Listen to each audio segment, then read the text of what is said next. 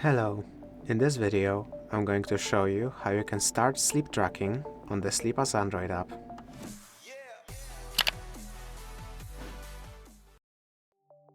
You can start sleep tracking in a few ways.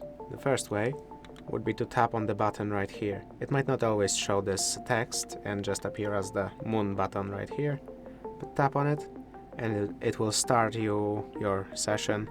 Then you can put your phone where you should put it, and if you're using accelerometer you will have to put it on your bed. If you're using sonar on the nightstand next to your bed, it will lock your phone and make the screen appear darker. You can stop it by swiping up and tapping stop and save, which if it's too short it might not save it at all, but if it does then you can tap on delete. Just click done once you're done. And another way would be to do automatically. To do so, go into settings. Here you can go, I believe, into sleep tracking and then automatic sleep tracking. Here it's going to start sleep tracking. You can put it to be manual only, after fall asleep, after bedtime, or in the smart period.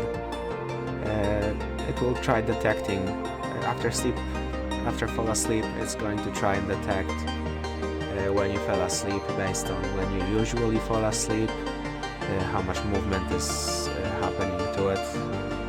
Bedtime is just going to look at the time you should be asleep. Maybe it's going to allow us to set it here. No, it won't. But it will look at when you should be falling asleep. For example, if you have a sleep goal of 7 hours set and an alarm for 7 a.m., it will probably automatically start sleep tracking at midnight, because that's when your bedtime is, if you want to get 7 hours. You can also set it to so the phone needs to be charging either always, never, or when you're using sonar, which if you are using sonar it will be most likely using quite a lot of power, which may require you to keep your phone charging throughout the night.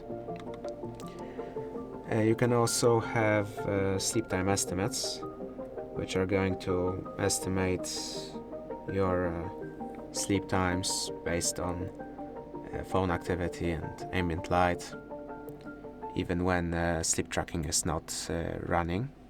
You can also choose to use or not to use Google Sleep API, which I recommend keeping it on. And that's it about starting sleep tracking. If this video helped you, please consider subscribing, leave a like and a comment down below.